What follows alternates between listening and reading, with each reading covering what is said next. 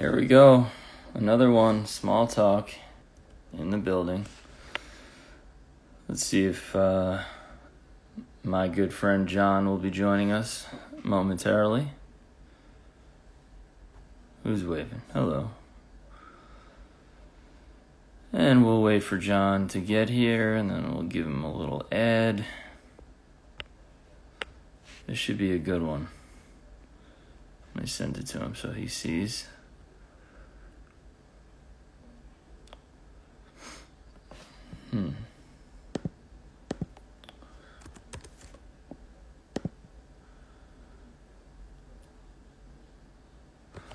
Oh, here he is. Okay. All right, you're being added, Mr. John. There we go. All right, there he is. All right, look at that.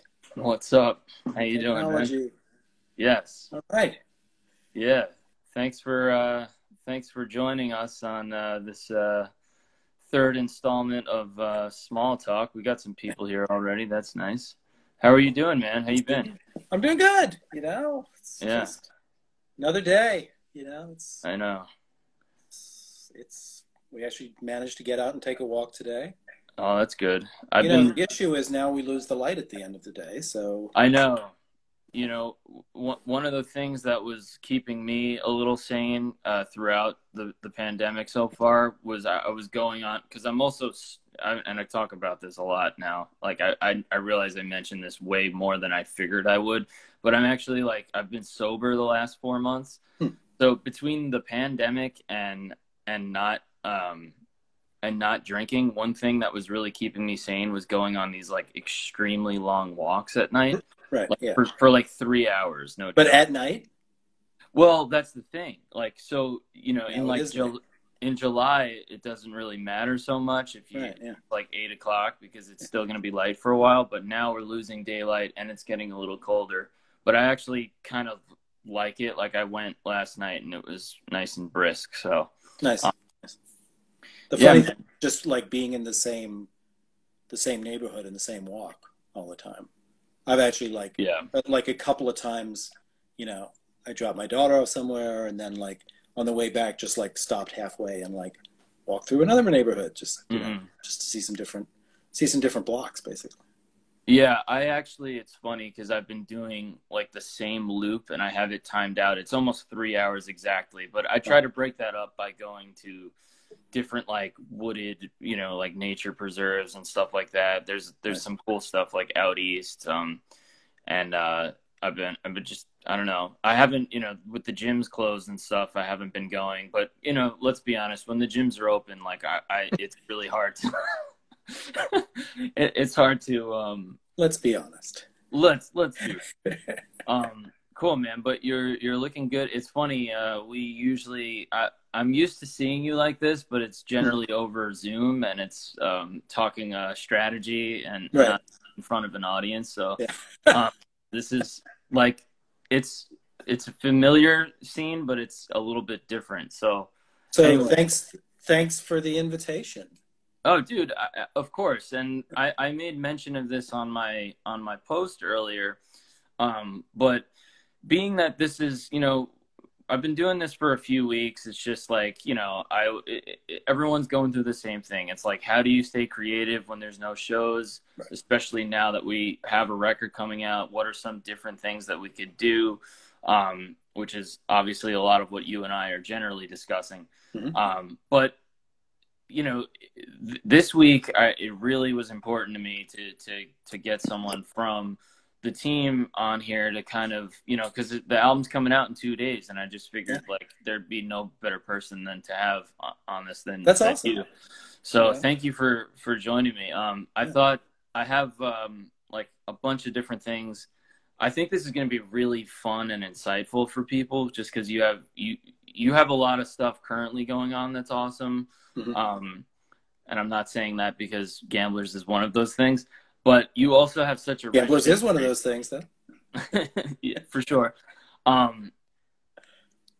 But so I thought this would be, I want to talk a little bit about what we have going on, and then I want to kind of go back, if that's cool. Yeah, great. Thank you, Liz. People are writing things. It's always like you see things Oh, happening. I don't see. I never do this. I always push people to like get on and chat and Yeah. interact. And now I have to remember like, oh yeah, oh man, look at all this. Yeah, wow, we got people watching and commenting and Yeah. pretty wild. You Yeah, see, yeah, yeah. it's cool. Usually I'm on the other side of the camera. Yeah, I know.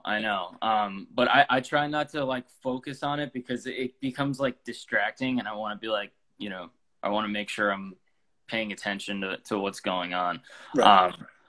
But yeah, thank you everyone for tuning in so far, and How do I appreciate put it. the comments down actually? Now they're kind of stuck here. I think when we did the first episode with my friend Matt, he was doing some Right. kind of like swipe thing with his finger. Oh, let me try that. No, I can't really figure it we out. are professional radio here. Oh, this is what we do. Well, this is kind of what you do, which is something we're gonna get to a little bit later with Inside the Outpost. But I figured actually before I go to that, I don't know if you saw this. Did you see that we were the fourth most added Yeah, for the at NACC Radio. that kind of blew my mind. I'm That's not gonna awesome, lie. right? Yeah. Yeah, I thought that was pretty insane. Yeah. I love that the top 5 had like a member of Arcade Fire, and then like Dara Dorian. I don't know if I'm saying that right, but like the New York Times had a giant spread on her today, and then someone else was in the top 5. That was pretty crazy. But so anyway, I just thought that was awesome. I didn't know if you were on those emails or not because there's like 8,000 people on them, and we talk amongst ourselves anyway. See, that's the okay. thing, Yeah, right. and my big organizational strategy is just save every email and reread it. Yeah. It gets to be kind of hectic. There's probably I can't imagine how many emails the both of us have been on together Yeah. since like February. It's pretty insane. I mean, the funny thing, Mike, with college radio specifically, having spent about 5.5 good years of my life, pretty much doing college radio and having other things as a hobby, like actually being in college, it still cracks me up that like a lot of those bands who were I think of as like those were our bands. They're still around. They're still doing it, and they're still like they're still like topping college radio charts. Like I mean, A, God bless them, but B, like you guys get your own cool stuff. So it's always it's funny to see that. One of the real sort of like inspirational books when I was a kid that we all read was Our Band Could Be Your Life by Michael Azerrad, who I guess also wrote the book on Nirvana, one of the books on Nirvana. But college radio was always such a big part of that story, and like sort of breaking DIY bands, and so like to see the support that we're already getting from them, which like They called it the end of the week. Like it hasn't even been a week. It's been like 2 or 3 days that we've been, or maybe they added us last week. I don't know. But anyway, I thought that was super cool. But so I figured we'd just start with like kind of talking about how we started working together, and then how this album campaign process has been going. As people know, this show is called Small Talk. It's a play on the album title Small World, which is coming out in 2 days. In Source Friday. Yeah, we had a little bit of an issue behind the scenes with getting like the vinyl to retail on time. So truth be told, I think like retail is going to be October 2nd for vinyl, but the CDs will be there on Friday. But who cares? We have the Sims marketing campaign happening, so like we're gonna have like the retail is gonna be a lot of fun. But yeah, I mean, Missing Piece Group, I mean, to me is such a great company. I'm so happy to be with you guys, and like the support has been like frankly overwhelming and awesome. I was introduced to Missing Piece through another company. So the way that it happened was, and I'm not going to bore people by reiterating history they already have heard me talk about, but I've spent the last few years trying to build this band. The last like 5 years, and we've been through the ringer with like different potential management companies. And, you know, my problem was I was always trying to like pitch us and try to get a team around the band, but I didn't necessarily have too much of like, you know, out there to kind of speak on our behalf as far as like people want, you know, who's going to want to work with us if they try to look us up and they can't find anything. So one of the early press situations that we had was with, I won't mention the company, but it didn't work out because the person that was going to represent us there ended up leaving and going to work for a record label. And, you know, she was doing press for a record label, and with record labels, their press people, they handle, you know, the roster. It's not like they could just bring their own thing, obviously. Right. So we kind of lost out on that. And I was hitting different people up, and I was like, oh, do you know of any PR companies? And they sent me a few. And one of the emails that I was put on from that was Brett from Missing Peace Group, who I haven't spoke to in a while, but he's a great guy. And we did sort of, you know, it's funny, I've been like promoting We're Bound to Be Together the last like week or so, and I was a little self-conscious about it because so many people who are our friends and like, you know us, they'll be like, oh, your new song, like this song you've tried to put this fucking song out like 3 times already. And you know, we put out this EP at the end of 2018, and Brett did the PR for that. So that was like sort of my, you know, my introduction to Missing Peace Group. I didn't meet everybody. I met like Sonny, and I think Sonny's still with you guys, right? Yep.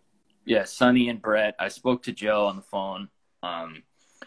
But, you know, we didn't have a lot going on at that time. And you know, I was very happy with what we were able to do together.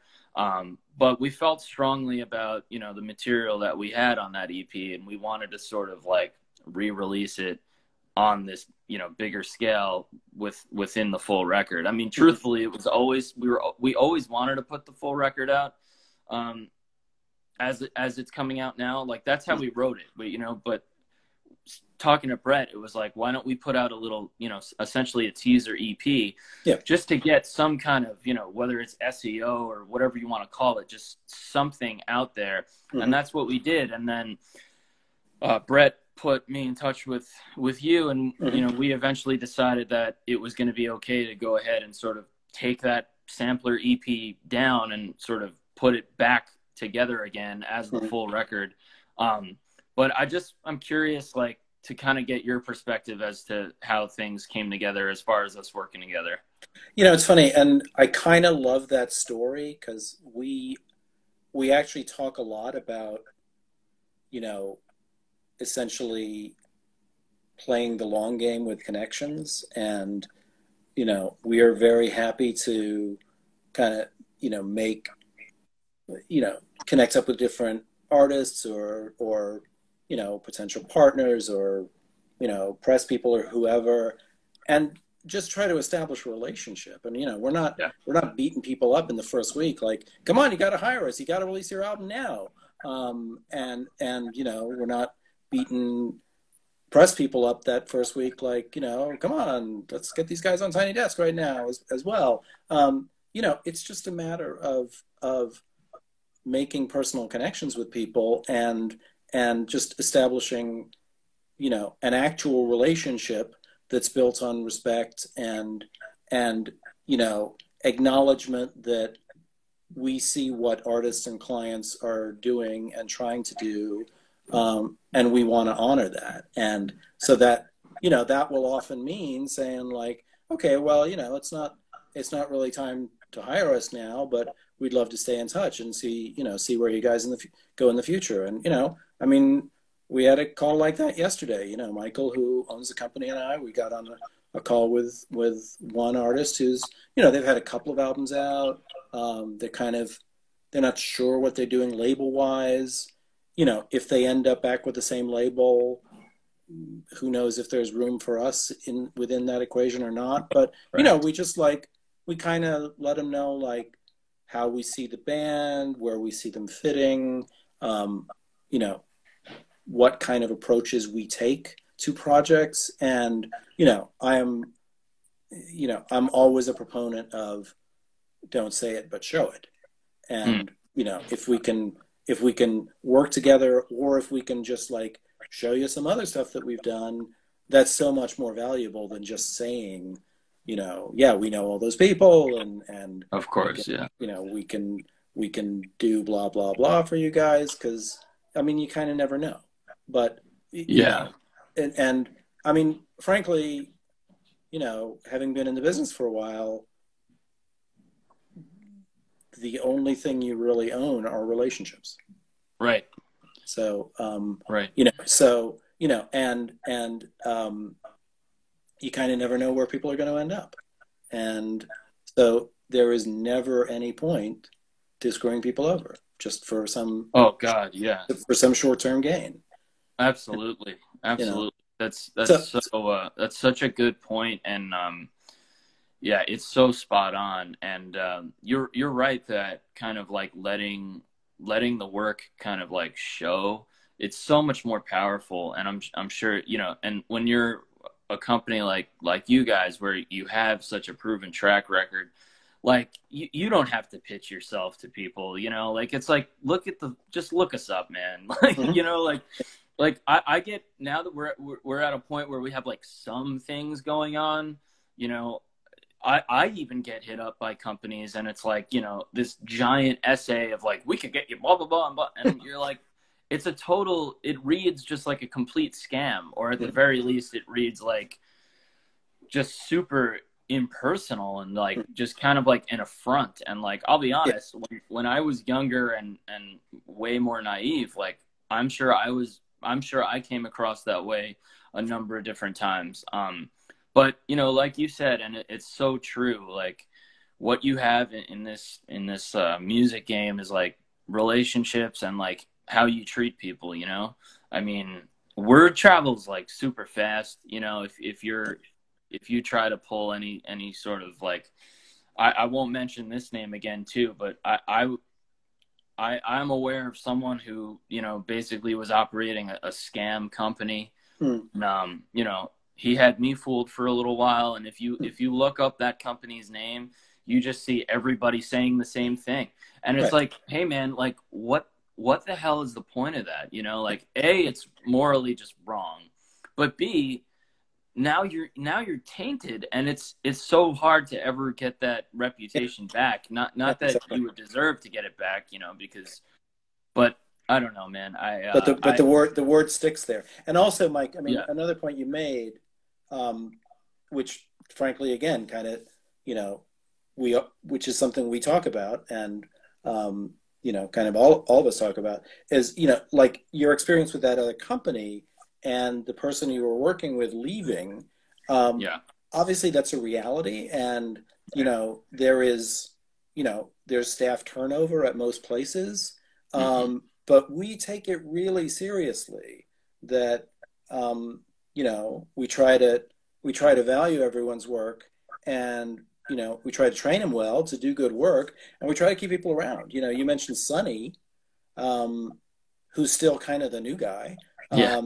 He's certainly 2 years in. Apologies, Sonny, if you've been there more than that, but, there's a couple of folks who are kind of on the newer side. But like, Brett, who you mentioned, he was an intern for us in 2013, I want to say. Graduated from Drexel, interviewed with us, and there he was in 2014. And so I love that. So he came right back, essentially. Yeah, exactly. And so cool. I mean, most of us have been there most of this past decade, which to me, in this industry, and especially even in this climate in this industry, is frankly kind of amazing. But it's such a valuable, I mean, it's a company asset, is our our earned wisdom over the years.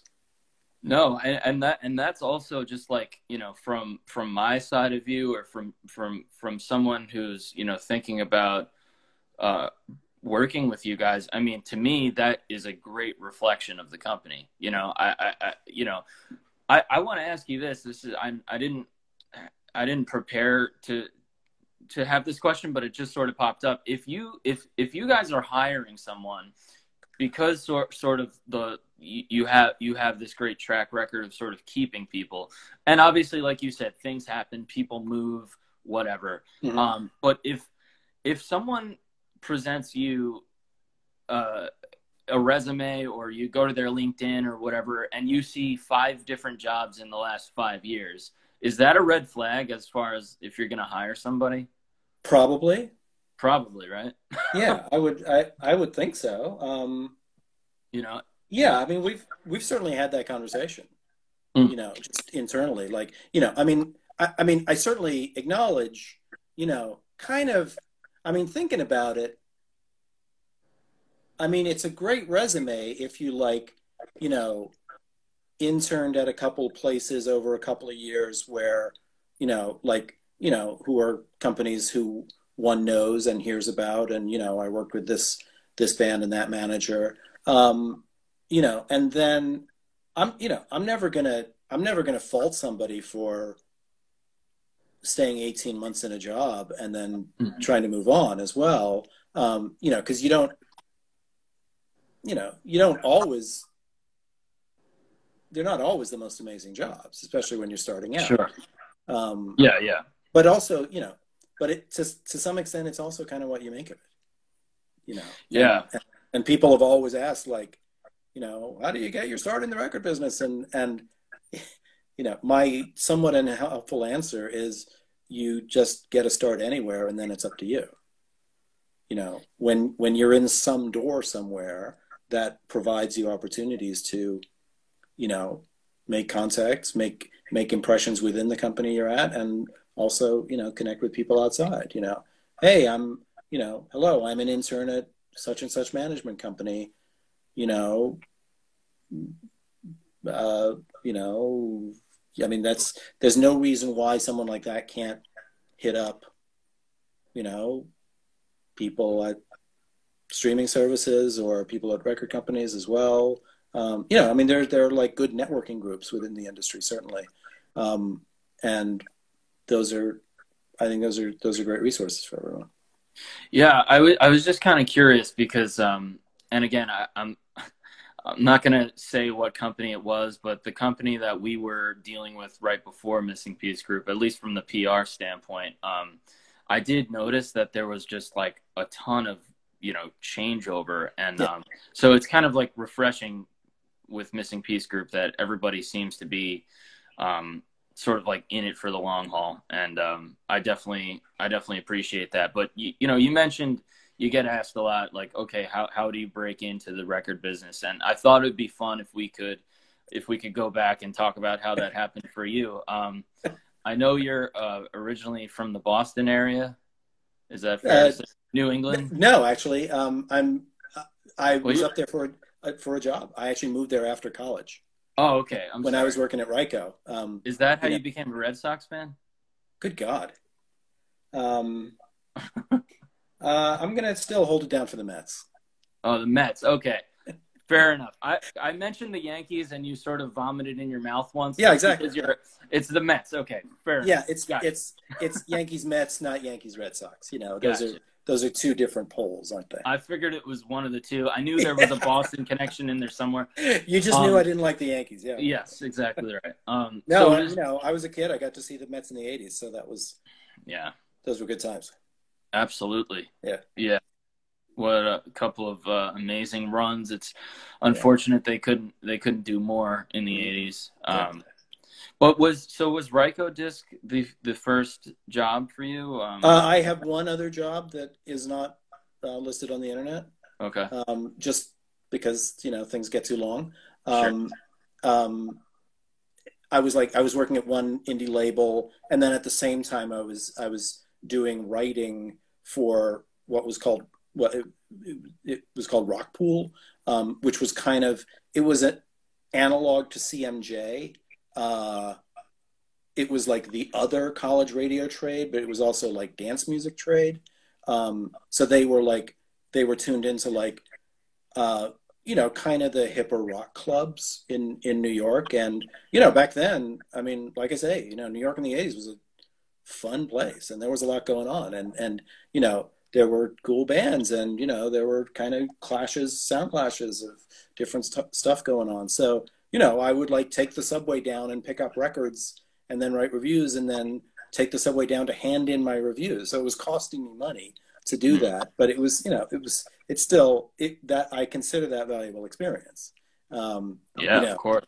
You know, a friend of mine, Jerry Rubino, will still post like, here's a clip from Rockpool in the 80s. And he, you know, he posted like some interview I did with Don Letts of Big Audio Dynamite, which was kind of funny. Like the only time I ever wrote a cover story. It's like, yeah, okay. You know? That's awesome. But that was all like, that was coming out of college radio. As you know, as I said, I informally majored in college radio at school, which kind of, you know, it just got me into everything. And then I showed up in New York like, okay, I'm here. Somebody give me a job. And then how did Ryko Disc happen from there? Just, you know, through hanging out with people. And I mean, I remember hearing it from one writer. I was like at a party or at a show one night and I ran into a writer that I know and he said, oh, I just talked to this label in Boston. They're looking to hire somebody who, you know, to kind of run the marketing side of things. And, you know, I called him the next day and went up there and was there for 9 years. It was fun. That's awesome. And you were the director of marketing there, essentially. Yeah. I basically built, I think I was the third employee at the company. There were actually 4 different offices. It was started by 4 different partners. And then they started to build up 2 of the offices. So they hired a head of sales and a head of marketing, and a receptionist, I think, and then a designer. So like the first thing I did when I came in was like hired somebody to do press and hired somebody to do radio. And, you know, we built it up. And that was the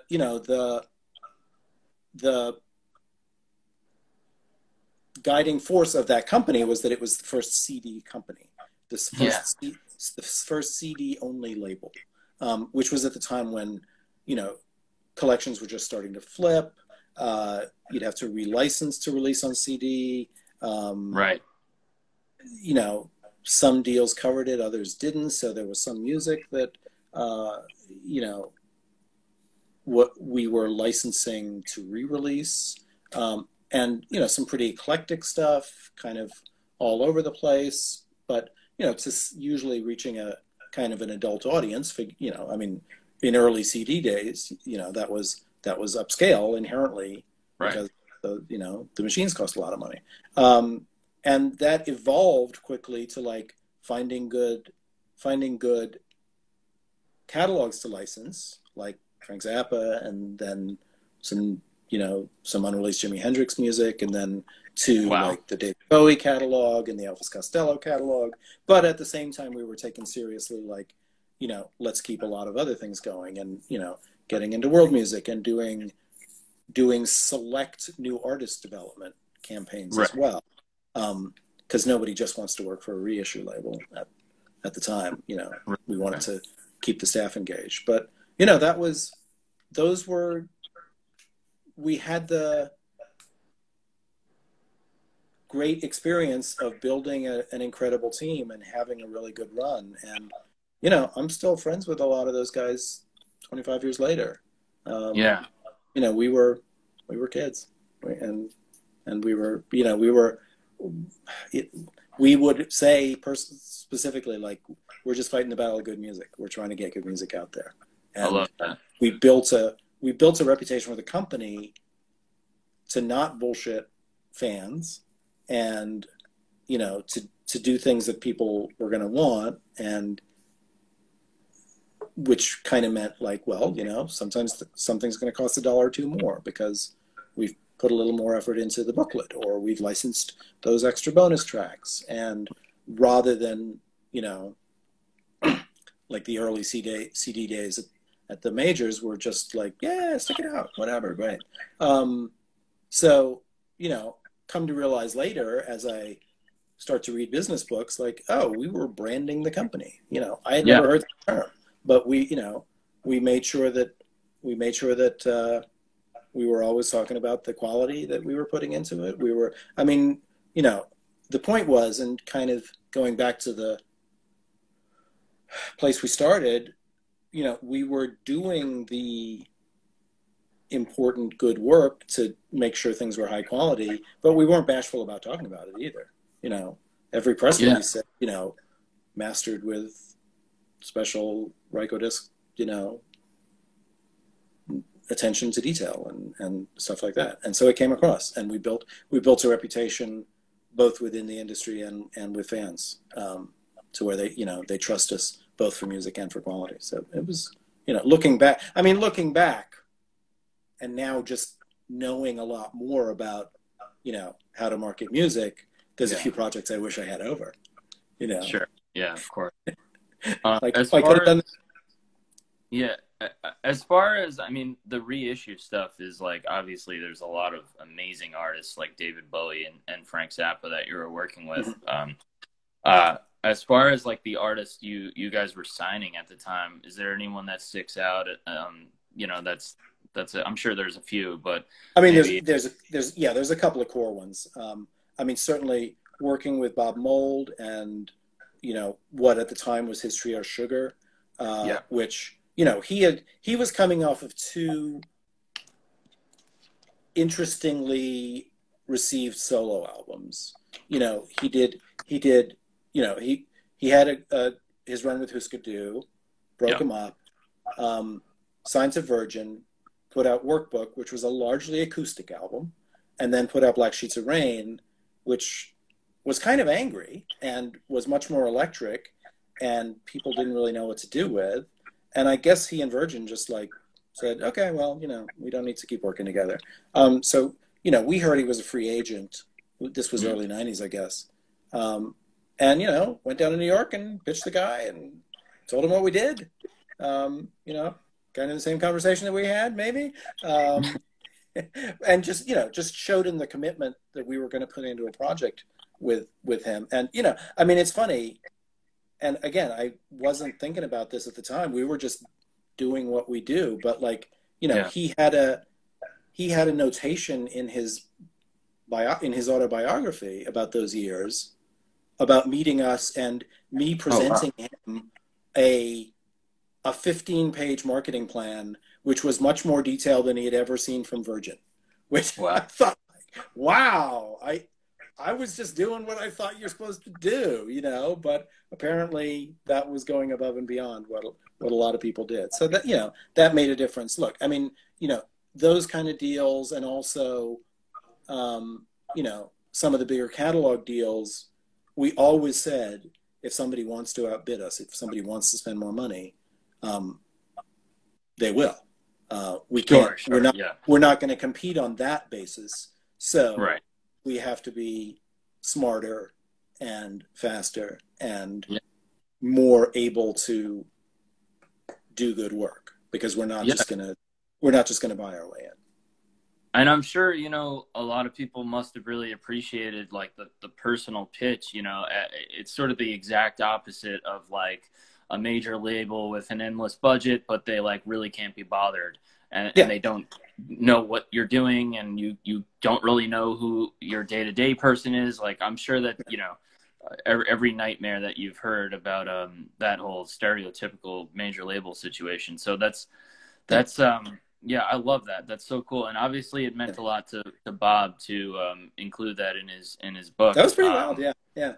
So we had, you know, we had two great albums with Copper Blue and File Under Easy Listening. We released Beaster, which was the companion EP to Copper Blue as well. You know, we had a #1 alternative record in '92, I believe it was.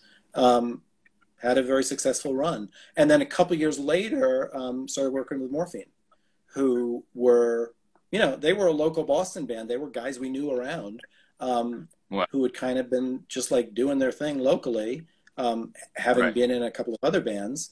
And we just like, you know, we had like established like, okay, well, we have a certain, you know, we have a certain cred and a certain power within what is now the alternative music industry. And we Absolutely. wanted to take a shot with you guys.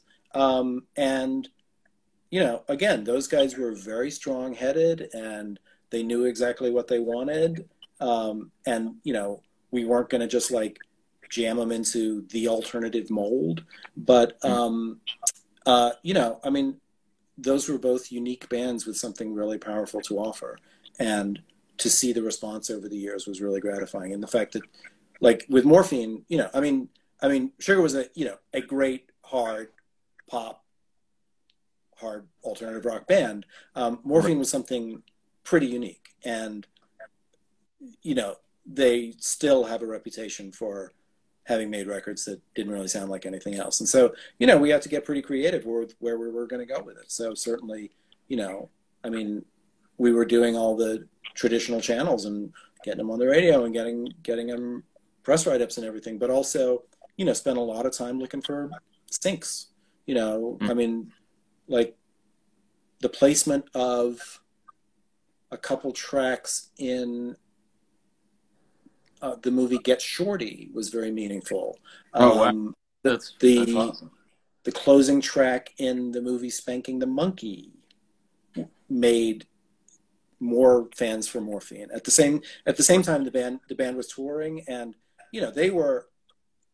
This is such a great lesson because, like, you know, they were a good band, and you know, I'd see them around town in Boston all the time, and they basically went out and toured for 2 years, and then they fucking kicked ass. And they were so locked in together. And, you know, so by the end of that 2 years, like, you know, we had a night when they like ran the Boston Music Awards table, and like, you know, they won all the good awards that night. And it was funny because, like, you know, Mark lived near me, and I actually drove him home that evening. And he, like, yeah, he was a pretty, you know, kind of reticent guy, like not super emotional. But you could see what it meant to him. You know, oh yeah, of course. I'm sure. To get the response, especially being a band from Boston. Yeah, exactly. That's amazing. Yeah.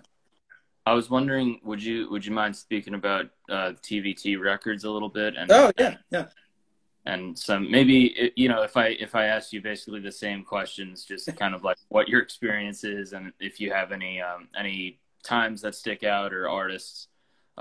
Any campaigns that you know, it's funny because, you know, where I ended up working with a bunch of labels was kind of these weird hybrid labels that didn't really want to stay in their lanes. And you know, I mean, there weren't really lanes for Ryko. You know, there was just a plain reissue lane, and then a weird Little Records lane. But we were trying to have big successful rock records. Went to TVT, you know, wanted to come back to New York.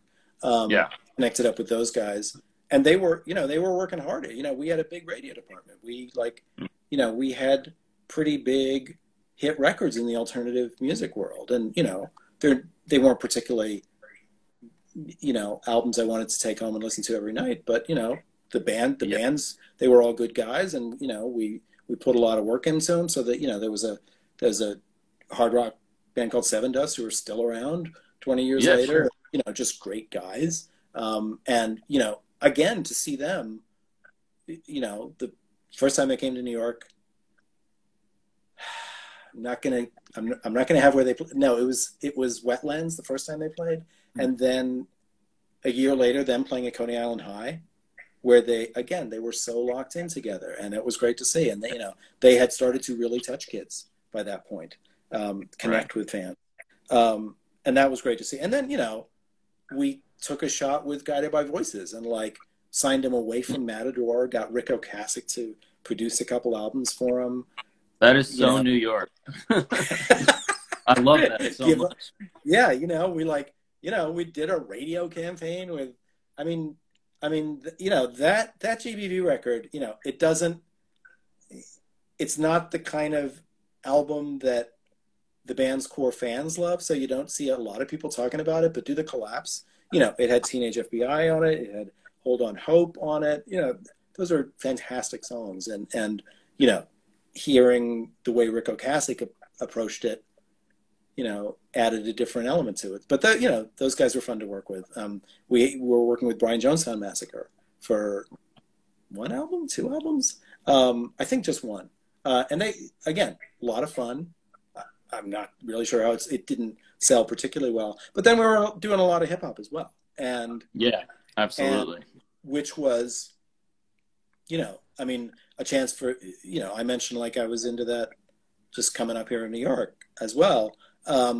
So, to work with some of the New York guys and then some of the more underground stuff from different places. There was a band, trio from Cincinnati called Mood that was kind of backpackery. And we were just, we were finding different channels and, the label was owned by this kind of crazy guy. But, people have heard the stories about how he and Trent Reznor kind of fell out and yeah, Trent wrote a song about him, which everyone knows. But at the same time, he made real commitments to the projects. And when there was a creative marketing idea, we went for it. We produced a 30-minute TV special with Seven Dust, called Live and Loud that I essentially bought infomercial time for, after SNL or after, there was a syndicated Howard Stern show that would end at midnight. Then I would buy a half hour after that. And, cool. We drove up listenership on that band. We, we created gold albums for them. It was just, that was kind of a crazy idea, but we went for it, It's like Ross Perot. Yeah. That's what Ross Perot did. He would just. That's right.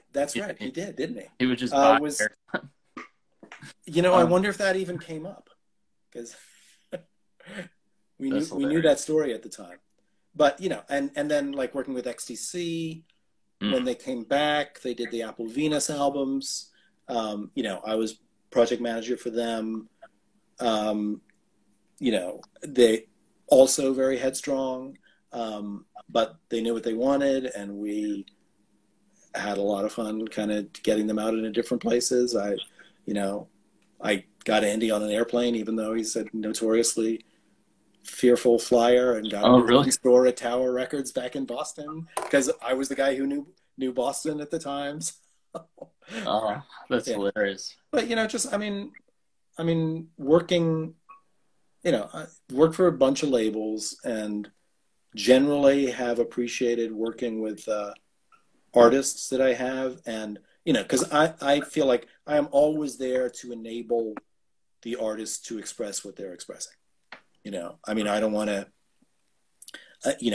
I'm not somebody who's going to get in and, suggest chord changes or anything like that. I want artists to, do what they think they should be doing.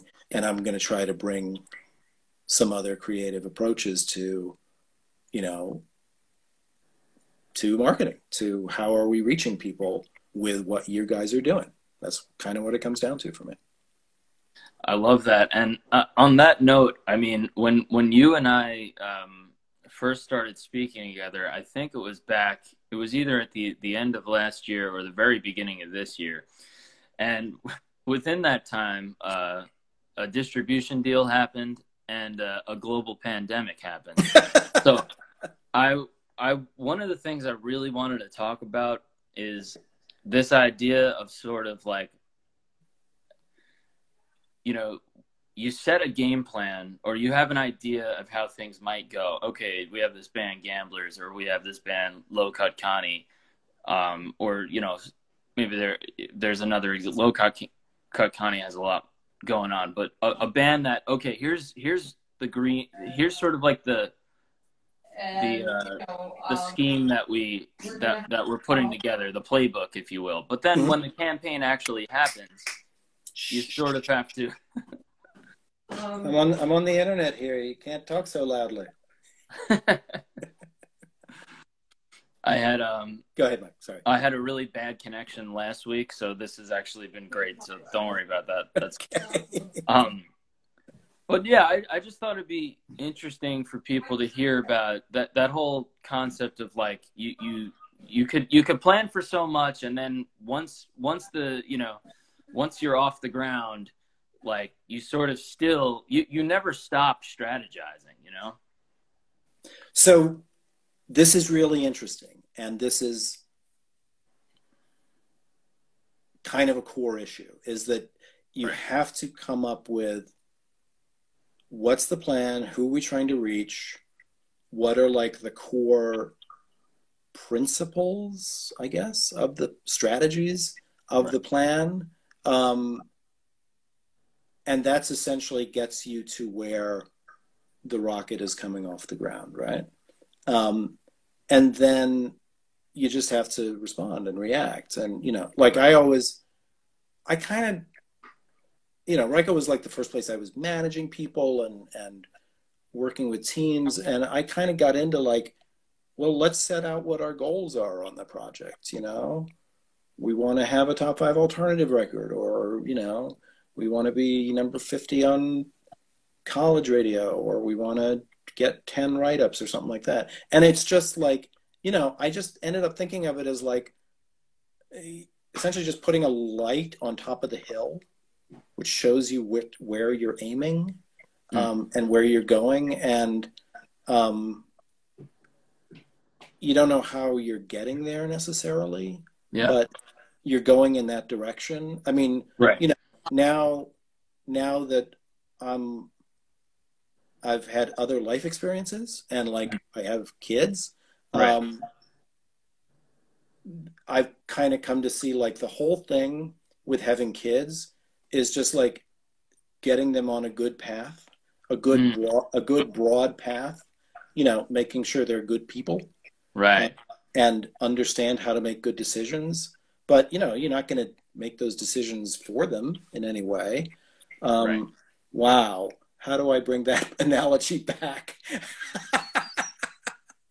You know, I mean, yeah, but I mean, so we'll write like a 5-page marketing plan of like, here's what we're going to do with Spotify. And, you know, here's the playlist that we're going to reach out to, and here's like what the band playlist should be, and here's when we, you know, implement a pre-save campaign, and all of those specific nuts and bolts kind of to guide everybody who's doing it. But at the same time, you know, you kind of have to sit and think and then talk about like, well, what are we really doing? You know, what's the story of the band? What's the narrative of the band that, you know, like the press people will always point out, like, you know, band releases album is not a story. You know, what's interesting about that. And you know what? They're absolutely right. Yeah. They're absolutely right. That's not a story. But at the same time, you know, I always feel like there's, you know, there's some projects that come into our door, even like through the transom. People will write to us at, you know, info@missingpiecegroup.com.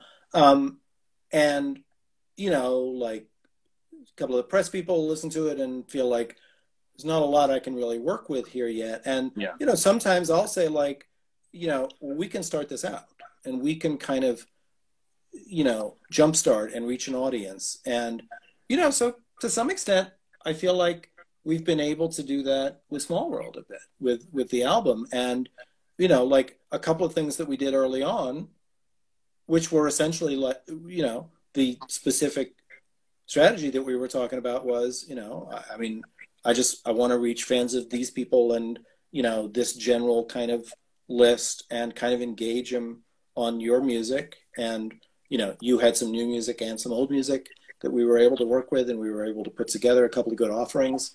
And, you know, that feels like, oh, that worked. You know, we kind of jump started at the beginning, and then, you know, we didn't cause 70,000 people to stream Small World over the last 4 weeks. They just did, you know, but it was because we kind of engaged them at the top. And then obviously, you know, we kept up the pressure, you know. We're not shy about continuing to market and continuing to advertise and, you know, making sure that the radio people know what the story is from here, and press people and whatever. But I'm psyched about this, that it's been a team that's worked together well, and unbelievably well in different places. Sometimes there's more response from a press side. Sometimes there's more response from a social promotion. You kind of never know, and you have to kind of bounce from one point to another. And so I guess, I'm like, this is kind of, to the point that you were making. I absolutely believe that you put a plan together and kind of build the overall principles and the overall story, and then you just kind of go out and see how people respond. And we're still, look, every Monday we have a call, essentially the agenda of which is what's coming out this week, and what are we doing with it. And usually I'm always the guy who said, let's please not be talking about, can we get a premiere the same week that the project is happening? We need to have done that by then. If we haven't, it's too late. But occasionally that still happens. But, what more can we do? I totally. With me and Cheska, who you know very well, who works on the marketing side. The all-star. Thank you. My favorite person in the world. We're saying, like, okay, well, what's the social message around this thing that's happening today? What's the ad that we're going to put together for this? And, sometimes we're planning it out 2 to 3 weeks in advance, knock wood. And other times we're just doing it week of. John, how are you on time? Would you take a couple more of these? Instagram's going to kick us off at the 60-minute mark. So are they? Oh, okay. I just want to be mindful of that. It happened the first week, and it caught me off guard. Are you cool if I end this one and then we start another one and we go for another 20 or so? Yeah, sure.